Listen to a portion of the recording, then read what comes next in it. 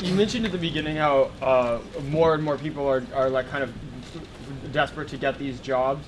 Is that, I mean, was the case before this paradigm that those people just had even worse jobs somewhere else, or is there like a certain reason why those the quality and respectability of those jobs has deteriorated?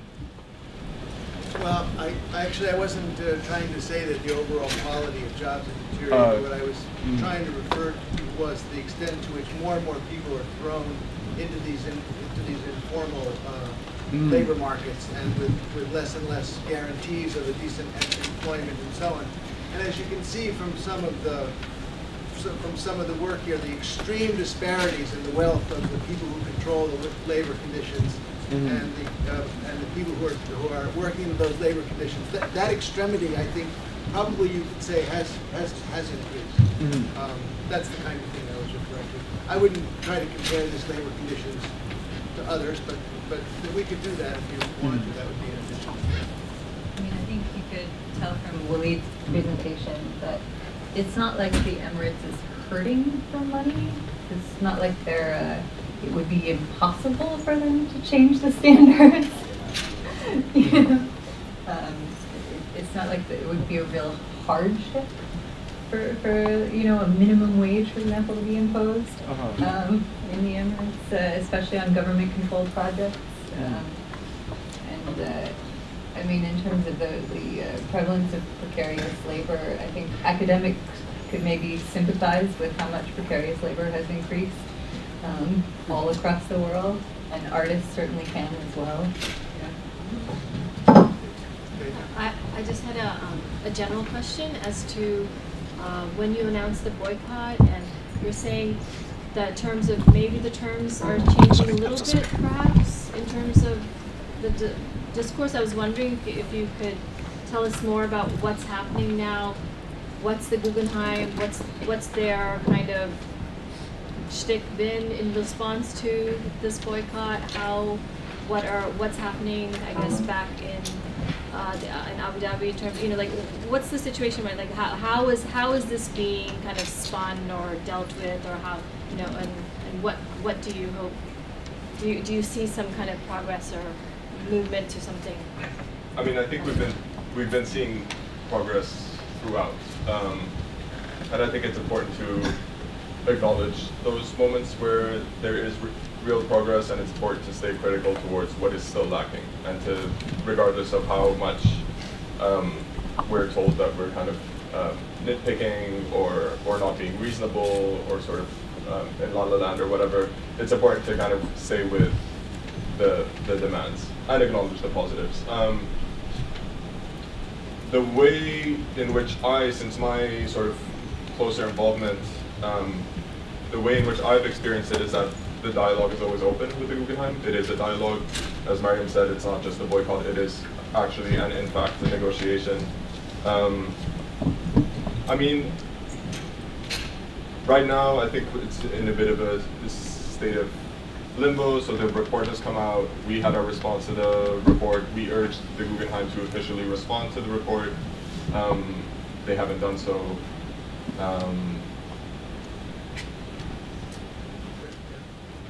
Or did you want to respond? Just want to say one very quick thing, which is that the context also is that, especially since the beginning of the recession, many opportunities in the art market in certain places has contracted, while the opportunities in the Middle East have not. They have actually expanded.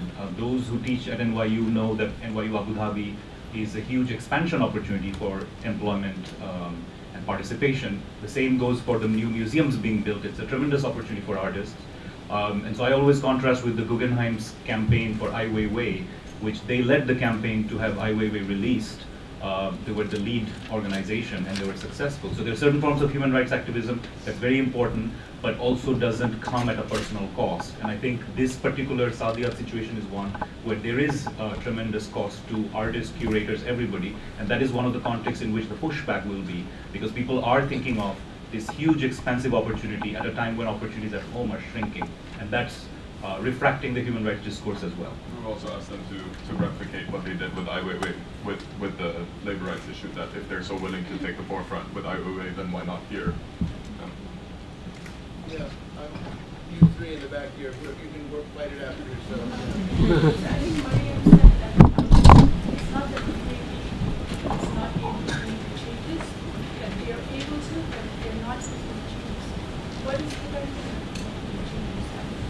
What is the favor from the public, from the locals? Is there a sense of sympathy? Why don't you three ask your questions together, and then we can respond. Yeah, so thanks for your work on this and for identifying, I think, a really interesting moment of the leverage that artists have in this case. I mean, because of course the artists in the collection of the Louvre are not around, or maybe louder, please.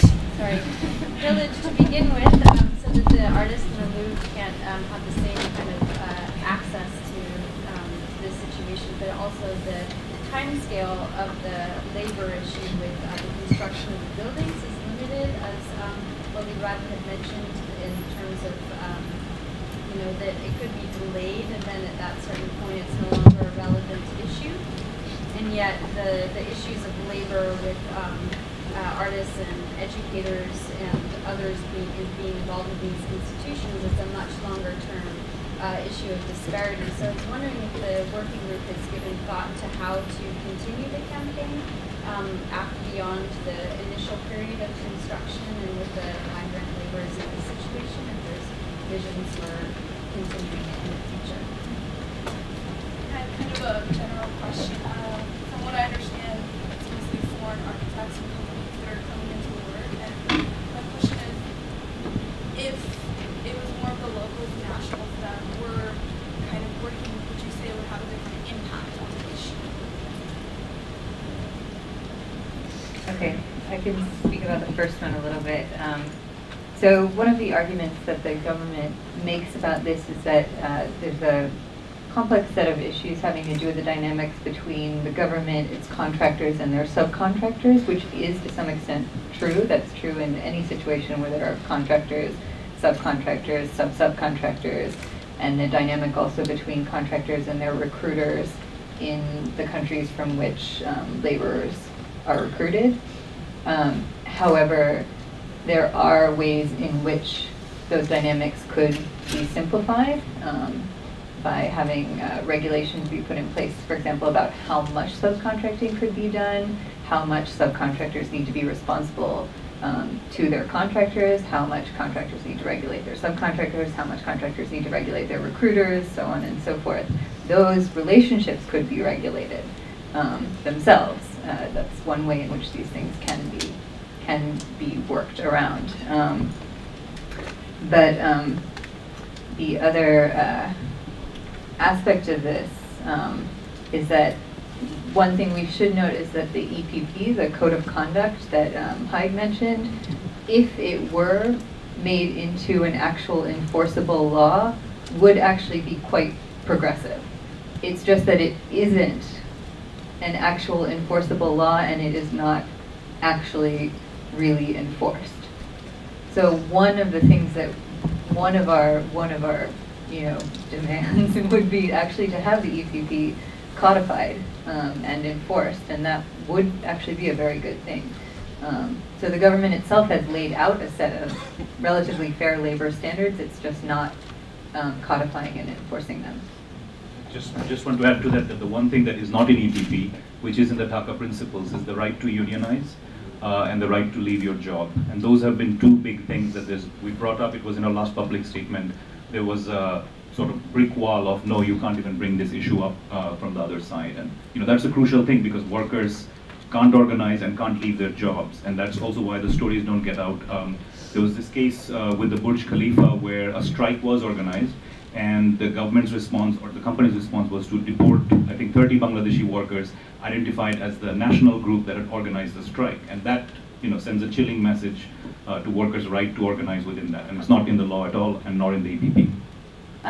But I think your question is a really important one, and to think about this, it is a question of kind of architecture culture at large that is fairly international, I would say.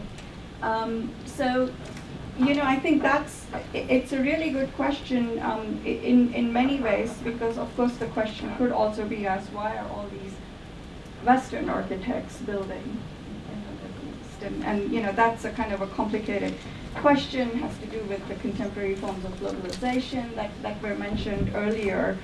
But this issue of labor, first of all, whenever we've had these meetings, we've found invariably there would be question that, well, this happens in the US as well, right? The issues of labor, et cetera, et cetera.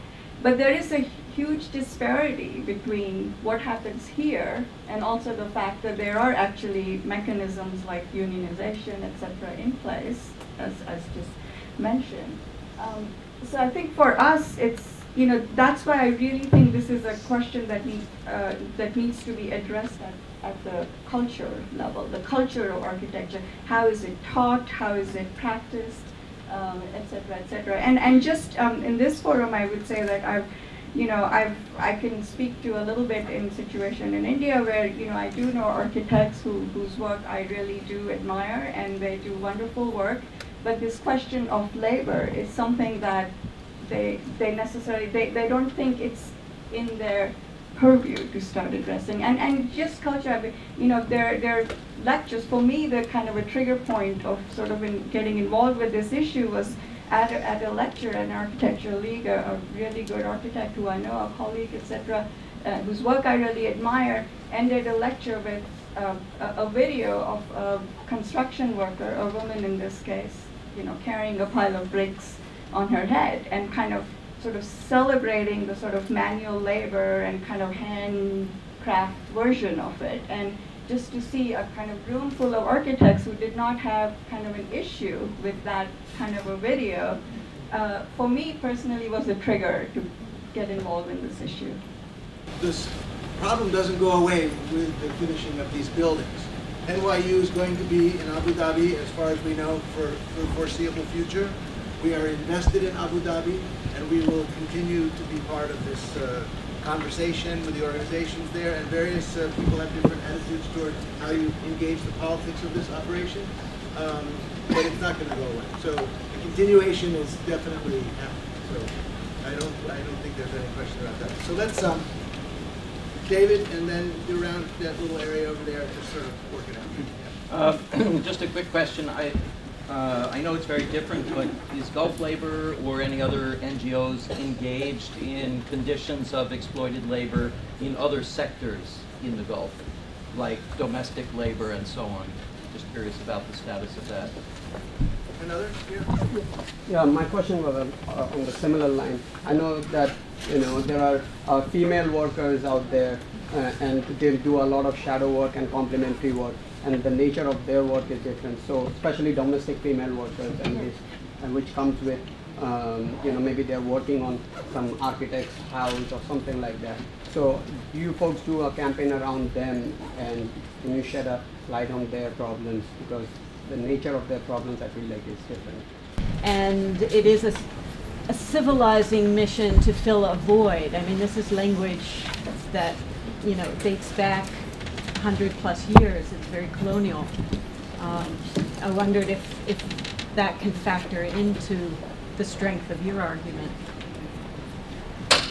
Let's get a couple more. And then we'll, okay, then there's three, and then we'll wrap it up. Or at least I have to wrap it up. Just a very brief comment, and thank you, panelists, for a really good discussion. Sorry, just wanted to thank the panelists, and then I wanted to say that the opening comment about the characterization of this issue as both cynical as well as aspirational, and having those at the same time. And I think that was echoed in the comments about the PricewaterhouseCoopers statement as both cynical and also, well, maybe we can use it. And what I take away from this group is that artists, architects, scholars, academics, we find our points of leverage and we exercise them where we can leverage. In cooperation with the various governments of the foreign workers. And I know in your presentation you mentioned working in tandem with human rights officers. Is there any effort to reach reach out to the various governments and embassies.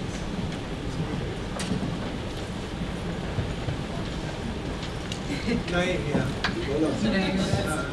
This is for Naeem. After showing the video that criticized the Bangladesh embassy,